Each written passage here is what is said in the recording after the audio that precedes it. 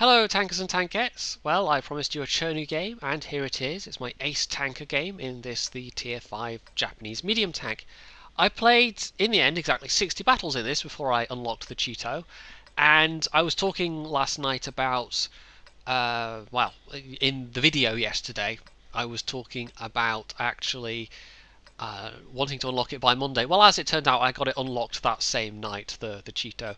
So I have that already, but it's still very, very stock. It's basically the gun that I'm using right now, with the engine that I'm using right now, and with the extra weight you get on the Cheeto, it's a very, very sluggish machine when it's stock. Not that the Chernu is particularly fast either. I would actually say it's something akin to a slow Sherman, but with, in some regards, better gun stats. It gets better alpha, some better handling stats, some of the soft stats, and also it gets significantly better accuracy, and that's probably the biggest difference between the two. But this is a slower machine. It definitely feels more sluggish, and because of the papery nature of the thing, it means you have to be fairly cautious. Now this is a tier 6 battle. This is a replay from yesterday. This is a game I had yesterday, and so it's a bang up to date replay, but there is some replay derpiness with this. So I thought that, I mentioned during all the contest videos I did, I thought that it was pre and post 9.4 micro patch that was causing the replay problems, but it just seems to be 9.4 generally has some fairly significant replay issues compared to previous patches. Anyway, yeah, this Hellcat just goes for me, YOLO straight in. I managed to kill him, which is nice, but I've traded away half of my own health in order to kill that one tier 6. So, you know, it's a higher tier machine down, and the Hellcat's a fairly dangerous opponent, but was it worth half my health? Was I a bit too aggressive there? Possibly. I had okay results using this. Across my 60 battles I had something like a 70% win rate, but something like half those battles, possibly more than half, were actually in a platoon with Circon and I think Snooze for at least part of it. So it's a pretty good win rate, but when you consider that a lot of those were where I was platooned with some very good players, it's possibly not the win rate I would have had if I was playing it on my own. On my own, I don't know, 55 to 60%. It's an okay machine. It's got a good gun, and once you get 100% crew going, you actually start to really feel the accuracy of this gun, which is something like 0.36. I mean, it's pretty good. The Sherman, in comparison, the 76mm guns are 0.42, 0.43, so you can afford to be more cautious with this. The gun isn't going to troll you as much as you would experience if you were trying to snipe with a Sherman, for example. So in that regard, although you have to be more cautious with it, the gun lets you be more cautious with it. It doesn't punish you. You don't have to take what feels like unnecessary risks. Although I kind of did with the Hellcat, you know, I was thinking about getting up to that corner where the enemy heavies appear from, but I decided against it in the end. Anyway, I'm going to have to be more cautious from this point onwards because I can't really afford to take many more hits. Enemy artillery especially is a big threat. If I get hit, I'm dead, because you can't count on the armour of this tank ever. I've actually played, with the 60 battles I've played with this, I've played more than twice as many as I have with the Chernu Kai. I don't take that thing out very often. It has basically the same gun, but some marginally different stats. I think the gun handling is largely the same, but you get worse gun depression and you get worse mobility, so it's not quite as good as the fully upgraded Chernu. But of course it makes you credits as well.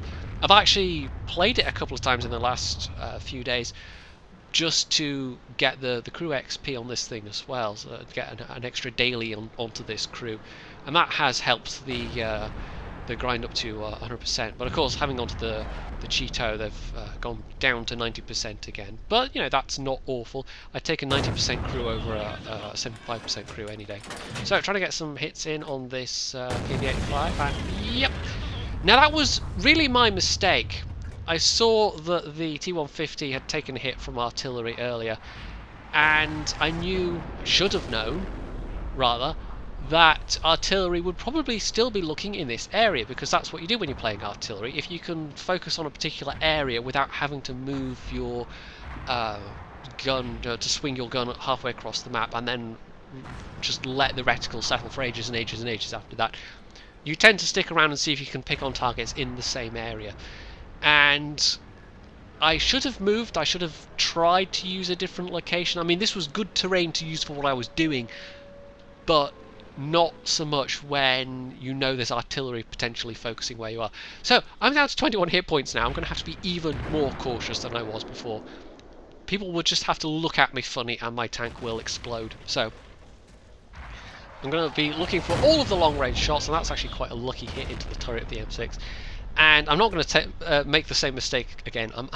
I've fired, I don't know if I've been spotted or not because no sixth sense, but I'm just going to assume I was, and I'm going to relocate because at this point I'm not going to take the risk that either of the enemy arties will try and fire at me again.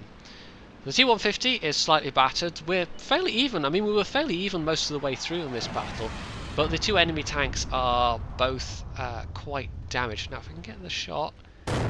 No, I wasn't fully aimed. You really do have to be fully aimed to make this gun work. I mean, it doesn't seem to work so well when you're firing on the move, unless you're like super close range, but that's true of most guns. But when you're sitting and aiming and you've got the safety to do that, you can actually get this gun to work fairly well. It really is all about the gun, and it's got decent DPM. The gun depression really helps. Although, as you can see here, I kind of slightly overestimate how much I've got. But fortunately, side of the turret doesn't matter. I was thinking I'd have to aim for his commander's hatch, that he'd be looking in my direction. You know, that was a risk that I was going to be popping out and his gun was going to be facing me, but as it turned out, it paid off. And there we go, Artie taking another speculative shot, but fortunately I'm well out of the area at this point. So we seem to have the advantage now. I've done just over 1,000 damage, not that impressive. Most games in this I was doing kind of 1,000 or less damage, but I had a couple of games where I did more, and this is probably the game where I did the most damage of any of them. It doesn't seem to be particularly a good gun for doing lots and lots of damage, but it makes a good support gun. It's good for sitting on the sidelines and supporting especially higher tier tanks. Although I have to say, I can probably, out of the 60 battles I did doing this thing before I unlocked the Cheeto, I probably had like 10 of those where I saw tier 7s. I don't know if I just picked a good weekend for it, but I seem to get a lot of tier 5 and tier 6 battles. And that really helped my grind as well, because when you're seeing tier 7s, the lack of mobility starts to become a serious issue. I mean, the gun is still reasonable if you can get the flanking shots, but the tier 5s and tier 6s that kind of, you know, scale up most well when they're bottom tier are, of course, the faster ones, unsurprisingly. So that's the enemy M6, who up till now has been camping their spawn area essentially, and is therefore full health. The T-150 is approaching from the north. It looks like he might go for their arties, so that would be good. And there's the remaining KV-1 on the enemy team as well. So I'm just trying for shots here. This is another time when I it's not exactly a noob mistake, but I am not paying attention to my ammo count particularly carefully. I'm wasting a lot of shells here. And the ammo count on this tank is alright, but as you can see, well, as you will see by the end, I come quite close to running out of shells. Not that close, but closer than you would think, just because I waste so many shots here. Although I have a couple of unlucky bounces at times as well, especially against the side of the M6. It's always annoying when you get the side of something and it goes in the tracks or whatever, which I guess is what happens with a couple of those shots. I'm trying to hit the KV-1's frontal, kind of the weaker spots at this range. I think I have one shell that goes in, there we go, but the rest just do not, they just bounce. And that's why the KV-1 armor is so good. It's that at longer ranges, yeah, I switched on an HE shell in desperation there. At longer ranges, the full off of penetration and actually trying to hit the weaker areas, it can be quite tricky. So I'm just kind of sitting still for most of this. I'm relying on the fact that with my binoculars I will be out of these people's view range, and I was just letting my allies light these people up, basically.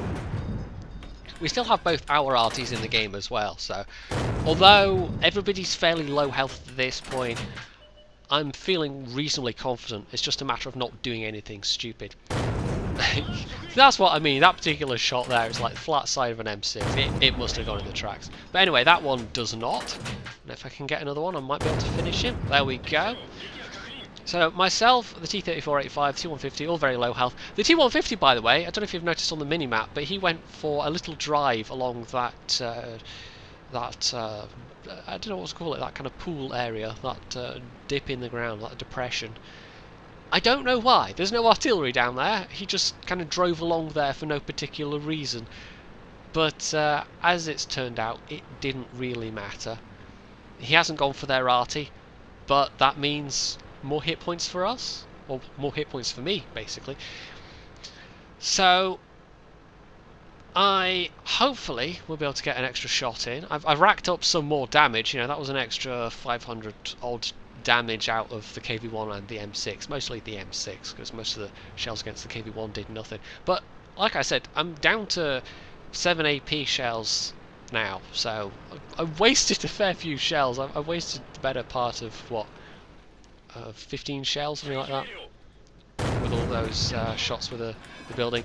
Probably won't get to fire again at that guy. Might get a shot on the other arty, depends where he is. Although, if he's where you think he would be, the T-34-85 would have surely spotted him by now. But as it turns out, he's not going to be where you would think he would be. He actually turns out to be somewhere rather unexpected. Yeah, you don't usually see artillery sit there, but this guy was. So it means I might get him all for myself. And I set him on fire! Yep. And he burns out before I can reload. So my kill is the last kill, and that puts me up to nearly 2,000 damage. And I kind of had a feeling when I got to the end of that this might be the Ace Mastery, and as it turns out, yes, it was. So along with the Ace Mastery, I got a high caliber medal and a couple of ribbons and tokens. I had nearly 2,000 damage with 4 kills, which got me 1,200 base XP, and looking at the rest of the team list, I was kind of surprised that I had done so well compared to the rest of the team. It didn't feel like a particularly brilliant game. I mean, I made some errors that nearly cost me my life, especially as regards artillery. If that, I think it was the M41 that hit me, if he had hit me full on, if he'd actually directly hit me instead of just splashing me, I would have died. As it was, I got very, very lucky in that he didn't splash me for more. And even that early engagement with the Hellcat, I probably should have been a bit more cautious going up to that corner, because this isn't really a good tank for being aggressive with, particularly. You have to be very careful about keeping your hit points intact as long as possible, because you don't have that many of them, especially when you're facing higher tiers which can just take off half your health with one shot. Well, yeah, you have to be careful. So it's not a bad tank. It doesn't particularly suit my playstyle, and I sold it without really any regrets. I didn't particularly want to hang on to it, but as a grind goes, 60 battles, obviously with a premium account, that was alright. That was from fully stock to unlocking the Cheeto, and I was able to do that over the course of basically 2 days. That was, I think, possibly... I mean, obviously it's only a mid-tier grind, but that's got to be one of my shorter grinds from stock to Elited, and it's probably the fastest grind I've ever done at tier 5, where I've consciously sat down and just played the same tank over and over and over.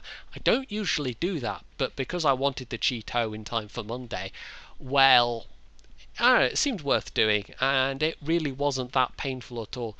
I think the Cheeto stock grind is going to be more painful.